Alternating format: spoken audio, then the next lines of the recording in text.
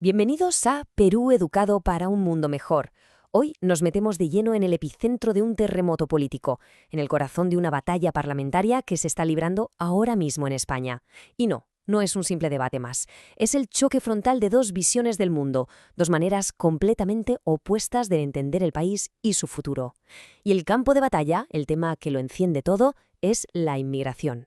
Vamos a desgranar pieza por pieza este enfrentamiento que está cargado de acusaciones, de datos que parecen irreconciliables y, sobre todo, de preguntas que nos definen como sociedad. Vale, pues entramos en materia. Y esto, os lo aseguro, empieza fuerte, sin calentamiento previo. Aquí no hay ningún tipo de rodeo. El debate arranca como lo que es, un desafío directo, personal, en mitad del hemiciclo del Congreso. Las cartas se ponen sobre la mesa desde el primer segundo. Y aquí la tenemos, la frase que lo detona todo. La chispa que prende la mecha. Con esta pregunta, que es puramente retórica, el presidente del gobierno, Pedro Sánchez, no está buscando una respuesta de su oponente, Santiago Abascal. No, lo que busca es algo mucho más estratégico. Busca enmarcarlo, colocarle una etiqueta desde el minuto 1. Es una estocada verbal para definir el tono de toda la sesión y forzar al adversario a defenderse desde una posición muy incómoda. A partir de esa pregunta inicial, la estrategia del gobierno se despliega con una claridad meridiana. Su primer gran movimiento es pasar al ataque, acusando directamente a la oposición de estar tejiendo una narrativa, un discurso que consideran no solo peligroso, sino profundamente inhumano en lo que respecta a la migración. El presidente va desgranando su ataque punto por punto. La acusación central, la viga maestra de su argumento, es la de deshumanizar a quienes llegan, convertirlos en una cifra, en un problema, en lugar de verlos como personas. Pero no se queda ahí. También acusa a la oposición de algo muy grave, de arrastrar al resto de los partidos de la derecha hacia posiciones mucho más extremas, hacia un discurso que habla de deportaciones masivas. Se les acusa de demonizar a los recién llegados, de incitar el recelo entre vecinos y, un punto crucial, de bloquear activamente una distribución solidaria y justa de los menores no acompañados entre las distintas comunidades autónomas. El mensaje que se quiere lanzar es este: vuestra postura no solo es moralmente reprobable, sino que está fracturando al país y perjudicando a los más vulnerables de todos. Y claro, ante un ataque de ese calibre llega la réplica. Y vaya si llega. La oposición no se limita a parar el golpe o a defenderse, no. Lo que hace es un contraataque total, cambiando por completo el marco del debate. Y atención a esto, porque es la clave de todo su discurso. La palabra inmigración desaparece de su vocabulario y es sustituida por otra mucho más potente y cargada de significado: invasión. Este cambio de terminología lo redefine absolutamente todo. Evidentemente, usar una palabra tan fuerte como invasión exige una justificación de peso. Y aquí la tienen. Este es el dato estrella de su argumentación, la cifra que lo sostiene todo. Un aumento, dicen, de más del 83% en la llegada de inmigrantes ilegales en el último año. Con este número, lo que buscan es transformar por completo la percepción del fenómeno. Quieren que la gente no piense en un goteo constante, sino en un torrente, en una avalancha que se ha acelerado de forma dramática y que, según ellos, se ha descontrolado por completo. Lo enmarcan como una emergencia nacional. Si aceptamos la premisa de la invasión, la pregunta lógica e inmediata es: ¿por qué? ¿Por qué ahora?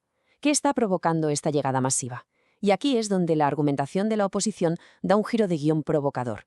Su respuesta es que la causa principal no está en los países de origen, no está en África. La causa principal, dicen, está aquí, en España, en las políticas del propio gobierno. Y aquí se despliega su famosa teoría del efecto llamada. Su tesis es que el gobierno actúa, consciente o inconscientemente, como un imán. Dicen que con sus acciones y sus palabras les llama, que se les promete una especie de paraíso, un futuro que, irónicamente, no se le está ofreciendo a la propia juventud española. Ponen sobre la mesa los planes para regularizar de golpe a 500.000 de personas en situación irregular, lo que ven como un incentivo potentísimo. Y aquí llega el punto más polémico de todos: la acusación de que se financia con dinero público a ONGs que en la práctica acaban colaborando con las mafias que trafican con seres humanos. El argumento es demoledor. Las políticas bien intencionadas, dicen, acaban siendo el mejor reclamo publicitario para estas redes criminales. Bueno, dejamos por un momento la retórica más dura para meternos en lo que nos afecta a todos en el día a día: el bolsillo, la economía, los servicios sociales. Y aquí, en este terreno, las dos posturas ya no es que sean opuestas, es que describen dos realidades completamente distintas, dos universos paralelos que parecen no tocarse en ningún punto. Son, sencillamente, irreconciliables. Por un lado, escuchamos uno de los argumentos más clásicos y extendidos a favor de la inmigración, una frase que seguro que hemos oído 1000 veces: vienen a pagarnos las pensiones. La lógica detrás es bastante clara. La población española envejece a un ritmo alarmante, la pirámide poblacional se está invirtiendo y se necesitan trabajadores jóvenes, gente que entre en el mercado laboral y cotice para poder sostener nuestro sistema público de pensiones. Pero ¿qué pasa cuando a esa promesa se le opone un dato que la dinamita por completo? La réplica de la oposición es un torpedo directo a la línea de flotación de ese argumento. Sacan sus propias cifras y dicen: un momento, ¿cómo van a pagar las pensiones si, según nuestros datos, el 70% de los extranjeros que ya residen en España no cotizan y, por pura definición, el 100% de los que están en situación irregular tampoco? Fijaos en el choque. Es total. No estamos hablando de un matiz o una diferencia de interpretación, es una negación de la mayor. La premisa del otro bando, dicen, es directamente falsa. Y la crítica económica y social no se detiene en las pensiones, ni mucho menos. Se va mucho más allá, dibujando un panorama de presión insostenible para el estado del bienestar. Se argumenta que la llegada masiva de mano de obra no cualificada presiona los salarios a la baja para todos. Se habla de un colapso inminente de los servicios públicos, de la sanidad, de la educación, de los servicios sociales, que no dan abasto. Denuncian que el acceso a la vivienda se vuelve una misión casi imposible para los ciudadanos y rematan con lo que consideran la paradoja final, la más dolorosa.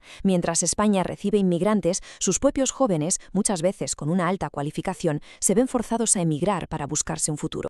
Y si pensábamos que el debate económico era tenso, agarraos fuerte porque ahora entramos en el terreno más pantanoso, el más delicado, el más explosivo de todos, la conexión, o no, entre inmigración y seguridad ciudadana. Y este es, sin ninguna duda, el dato más impactante y controvertido que la oposición lanza durante toda la sesión. Lo sueltan como una bomba, afirmando que el 91% de las personas condenadas por violación en Cataluña son de origen extranjero. Lo presentan como una prueba de cargo, como una evidencia que, según ellos, demuestra una relación directa e innegable entre lo que llaman inmigración masiva e ilegal y un aumento brutal de la criminalidad, especialmente la más violenta. Pero ese dato es solo la punta del iceberg de su argumentario sobre seguridad. El discurso se expande para tocar otros miedos muy presentes en la sociedad. Se habla de un aumento de delitos que generan una enorme alarma social, como las agresiones grupales. Se da un paso más, conectando las mafias del tráfico de personas con la financiación del terrorismo internacional. Se agita el fantasma de la posible infiltración de elementos yihadistas entre las personas que llegan en patera. Y por último, se apela a la frustración ciudadana ante una realidad que denuncian, la de delincuentes con decenas de antecedentes que a pesar de todo permanecen en el país. Llegados a este punto, con un diagnóstico tan crudo sobre la mesa, la oposición ejecuta un giro narrativo muy astuto. En lugar de quedarse en la posición de ser los que acusan, lanzan una pregunta para redefinir el debate. Vale, con todo esto que está pasando, ¿quiénes son las víctimas de verdad? Con esta pregunta intentan desmontar el marco del gobierno, el de los buenos contra los malos, y ampliar el foco de quien sufre las consecuencias. Y su respuesta es compleja, porque no identifican a un solo grupo, sino a tres. El primer grupo de víctimas, y esto es muy llamativo, son los propios migrantes. Son, dicen, las primeras víctimas de las mafias y de esos cantos de sirena, de esas falsas promesas que los empujan a jugarse la vida en el mar para nada. El segundo grupo, afirman, son los inmigrantes legales, aquellos que sí cumplen la ley, que hacen los trámites, que esperan pacientemente su turno durante años y que ven cómo el sistema se colapsa y se les perjudica. Y el tercer grupo de víctimas, por supuesto, son los ciudadanos españoles, que argumentan que son quienes sufren en su día a día las consecuencias de la inseguridad y de la presión sobre los servicios públicos. Y con todo esto, con las cifras, las acusaciones, los argumentos económicos, sociales y de seguridad, llegamos por fin al núcleo de la cuestión. Porque si rascamos un poco la superficie, lo que encontramos debajo no es solo una simple disputa política entre partidos. Lo que hay, en realidad, son dos formas de ver y entender el mundo. Dos filosofías, dos cosmovisiones que son completamente irreconciliables y que chocan frontalmente no solo en España, sino en todo Occidente. Vamos a ponerlas cara a cara para que se vea claro. Por un lado, tenemos la visión del deber humanitario. La idea de que, como sociedad próspera y democrática, tenemos una obligación moral superior de acoger, de integrar y de regularizar a quienes llegan a nuestras puertas buscando una vida mejor. Por el otro lado, tenemos la visión del deber soberano. La idea de que la primera y más importante obligación de un Estado es proteger a sus propios ciudadanos, controlar sus fronteras, garantizar su seguridad y preservar su identidad nacional. Y lo más fascinante es que ambos lados están absolutamente convencidos de que defienden el imperativo moral correcto.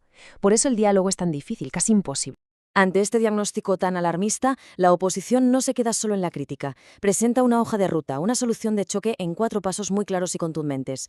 Primero, acabar de raíz con todos los efectos llamada, lo que incluye retirar cualquier tipo de ayuda a ONGs que ellos consideren que colaboran con el tráfico de personas. Segundo, una regla de hierro, una línea roja, declarar que cualquier persona que entre ilegalmente en España nunca, bajo ningún concepto, podrá ser regularizada. Tercero, iniciar deportaciones masivas, comenzando inmediatamente por todos los inmigrantes que tengan antecedentes penales.